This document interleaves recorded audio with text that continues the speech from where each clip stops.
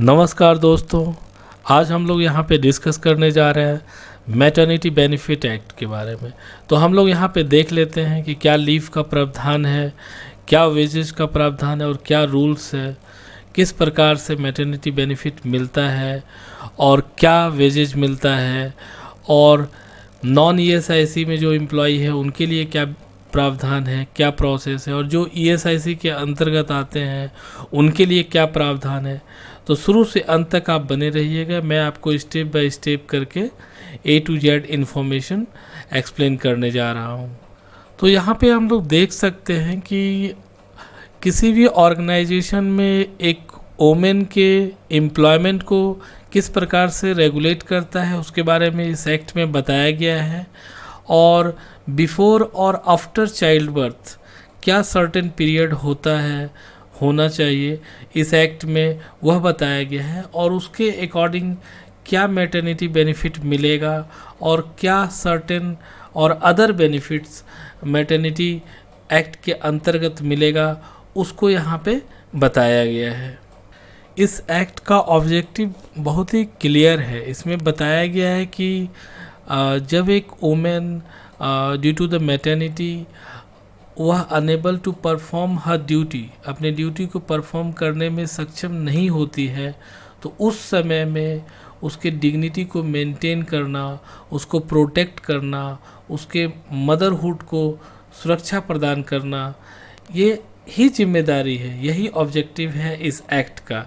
यहाँ पे यह भी बताया गया है कि उसके जो भी बच्चे हैं उसका टेक केयर कैसे करेगी वह होम में, उस सब को ध्यान में रखते हुए इस एक्ट को बनाया गया है और इसके बेनिफिट को दिया गया है। तो इस एक्ट का एप्लीकेबिलिटी क्या है? यह एक्ट होल ऑफ इंडिया में एप्लीकेबल है, मतलब भारत के किसी भी प्रदेश में एप्लीकेबल है। यह जो मैटरनिटी बेनिफिट एक्ट है यह 1961 से इफ़ेक्टिव है। यह एक्ट जो अप्लाई होता है किसी भी ऑर्गेनाइजेशन में, like factory, mine, shop and establishment act और plantation, including belonging to government sector also. अब मैटरनिटी बेनिफिट के लिए कौन एलिजिबल है? तो इस एलिजिबल कौन है? तो a women must have completed 80 days, 80 days उनको कम से कम काम कर चुका होना चाहिए किसी भी ऑर्गेनाइजेशन में ड्यूरिंग 12 मंथ के अंदर, तो ही वह वोमेन एप्लीकेबल है, एलिजिबल है इस बेनिफिट को पाने के लिए, और उसको जो भी वेजेज हो मिल रहा हो और उस दौरान में कंपनी से, और जब तक वह एब्सेंस ऑफ मैटरनिटी लीव पे है उसको डेली वेजेज के पाने का वो हकदार है।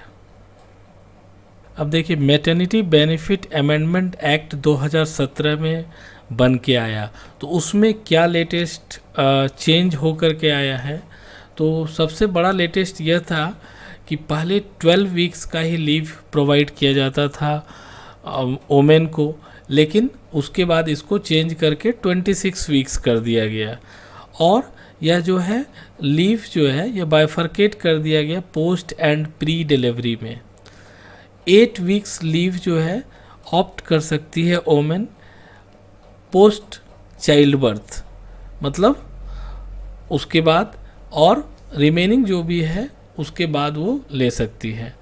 तो यहाँ पे देखिए ये भी है कि अगर थर्ड चाइल्ड एक्सपेक्टिंग करती है तो उसके लिए वह सिर्फ एलिजिबल है 12 वीक्स लीव के लिए।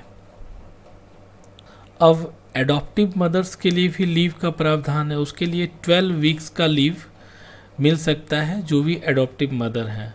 और यहाँ पे बता दिया गया है कि यह जो लीव है start from the day of adoption, और baby below 3 month of age का होना चाहिए। अगर उसको आप एडॉप्ट कर रहे हैं तभी आपको यह 12 वीक्स का लीव मिलेगा। अब कमीशनिंग मदर के लिए भी यहाँ पे 12 वीक्स का लीव का प्रावधान है। कमीशनिंग मदर का मतलब आप लोग जानते हैं कि अनेबल टू कंसीव नेचुरली। अब मिसकैरेज और मेडिकल टर्मिनेशन ऑफ प्रेगनेंसी के लीव के दौरान भी 6 वीक का लीव का प्रावधान है। अब in case of tubectomy family planning, इस प्रोसेस में भी 2 वीक्स का लीव का प्रावधान है। देखिए यहाँ पे leave period for critical illness post maternity, तो इस दौरान में भी, इस सिचुएशन में भी for a period of 1 month का आप लीव ले सकते हैं। बट यहाँ पे आपको डॉक्टर सजेस्ट करना चाहिए या एडवाइस देना चाहिए और उसके लिए प्रॉपर डॉक्यूमेंट या फिर रिपोर्ट होना चाहिए, तो आप इस लीव के लिए एलिजिबल होंगे। अब देखिए यहाँ पे वर्क फ्रॉम होम का भी ऑप्शन है, तो यहाँ पे क्लियर बता दिया गया कि नेचर ऑफ वर्क के अकॉर्डिंग, अगर आपका वर्क, नेचर ऑफ वर्क जो है वर्क फ्रॉम होम से भी मैनेज हो जाता है, तो उस सिचुएशन में एम्प्लॉयर और एम्प्लॉई के म्यूचुअल अंडरस्टैंडिंग से आप इस वर्क फ्रॉम होम का भी फैसिलिटी ले सकते हैं। अब अगर किसी ऑर्गेनाइजेशन में 50 और मोर एम्प्लॉयज़ हैं, तो यह मैंडेटरी है कि उस ऑर्गेनाइजेशन को क्रीच फैसिलिटी प्रोवाइड करना, ताकि जो भी प्रेग्नेंट या फिर मैटरनिटी के बाद जो भी कम बैक फॉर वर्क के लिए आते हैं, तो वो अपने बच्चे को आराम से टाइम दे सके। अब देखिए एम्प्लॉयर की क्या रिस्पॉन्सिबिलिटी है, तो एम्प्लॉयर की सबसे फर्स्ट रिस्पॉन्सिबिलिटी है कि जो भी उसके ऑर्गेनाइजेशन में वुमेन एम्प्लॉई है, उनको maternity leave with wage benefit के बारे में इंफॉर्मेशन देना, अवेयरनेस करना, जानकारी देना चाहिए। आइदर रिटन में हो, इलेक्ट्रॉनिक मीडिया में हो, इलेक्ट्रॉनिक फॉर्मेट में हो, और नोटिस बोर्ड पे ये डिस्प्ले होना चाहिए। सेकेंड पॉइंट है कि जो भी वोमेन अगर मैटरनिटी लीव में है, तो उस दौरान आप उसको डिसमिस या डिस्चार्ज नहीं कर सकते हैं। थर्ड पॉइंट है, अगर कोई वोमेन मैटरनिटी पीरियड में है ऑलरेडी, मीन्स ऑलरेडी वह प्रेगनेंसी पीरियड में है, तो आप उसको डिसमिस या डिस्चार्ज नहीं कर सकते हैं, दैट इज़ इलीगल। और मैटरनिटी लीव पेमेंट जो है at the rate of every daily wages rate के अकॉर्डिंग आपको देना पड़ेगा during the period of maternity leave.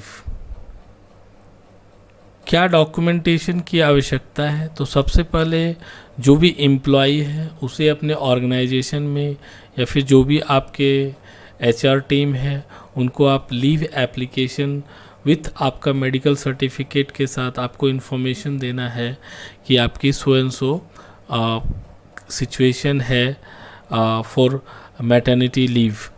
और जब भी आफ्टर बेबी बॉर्न के बाद आपको मेडिकल सर्टिफिकेट जो भी आपने अंडरगोन मेडिकल केयर में गया है उसका डॉक्यूमेंट आपको सबमिट करना है, डिस्चार्ज समरी या हॉस्पिटल रिपोर्ट सबमिट करना है, birth certificate of baby submit करना है, फोटोग्राफ ऑफ बेबी सबमिट करना है। देखिए अगर आप देख रहे हैं और आपको मेरा वीडियो अच्छा लग रहा है तो बिल्कुल आप इसको सब्सक्राइब कीजिए, शेयर कीजिए, लाइक कीजिए, और आप ऑर्डर भी कर सकते हैं कि आपको किस टॉपिक पे वीडियो देखना है या जानकारी चाहिए, ताकि मैं उस पर आपको आगे वीडियो बना के दिखा सकता हूँ। तो यहाँ पे देख सकते हैं आपकी forms for non ESIC employee के लिए जो है, तो सबसे पहले फॉर्म बी जो एम्प्लॉयर या फिर मेडिकल सर्टिफिकेट जो अटेस्टेड किया जाता है मेडिकल प्रैक्टिशनर के द्वारा कि so and so women expected हैं फॉर प्रेगनेंसी और इसका यह डेट है।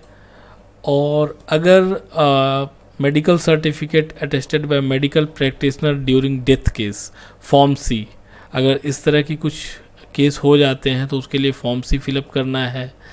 और form D self attested bye employee के द्वारा कि आप किसी भी ऑर्गेनाइजेशन में काम नहीं कर रहे हैं during the period of maternity leave. और form E form of receipt of maternity benefit, मतलब आप जो भी मैटरनिटी बेनिफिट और वेजेज आपको जो मिल रहा है during the period of leave, उसके लिए आपको फॉर्म ई सबमिट करना है और अपने ऑर्गेनाइजेशन को। और अगर आप ESIC के अंतर्गत आते हैं और मैटरनिटी पीरियड के अंदर आते हैं तो फिर आपको जो है फॉर्म 17 गर्भावस्था का प्रमाण पत्र जारी किया जाता है। जो भी आपका चिकित्सक है या फिर जहाँ पे आप जाते हैं ESIC डिस्पेंसरी या हॉस्पिटल में, और यह आपको जो भी आपका शाखा है या ब्रांच ऑफिस है ESIC का वहाँ जमा करना है। उसके बाद आप यहाँ देख सकते हैं कि बिफोर डिलीवरी जो है आपको फॉर्म 19 के साथ आपको प्रमाण पत्र भी जमा करना पड़ता है। और यहाँ पे आप देख सकते हैं कि आफ्टर डिलीवरी फॉर्म 19 के साथ आपको फिर से प्रमाण पत्र यानी फॉर्म 18 ESIC जो भी आपका ब्रांच ऑफिस है वहाँ जा कर के जमा करना है। ESIC डिस्पेंसरी में नहीं करना है, ESIC ब्रांच ऑफिस में करना है। उसके बाद आपको जो यहाँ पे आप देख सकते हैं कि 30 दिनों के भीतर जो भी, अगर मान लीजिए अगर किसी वोमेन एम्प्लॉय की मृत्यु हो जाती है तो 30 दिनों के भीतर जो भी नॉमिनी है उसको फॉर्म 20 जमा करना पड़ता है ब्रांच ऑफिस में। और गर्भावस्था के कारण होने वाली बीमारी के लिए मातृत्व लाभ का दावा या चिकित्सा या स्वास्थ्य प्रमाण पत्र के साथ आप कर सकते हैं।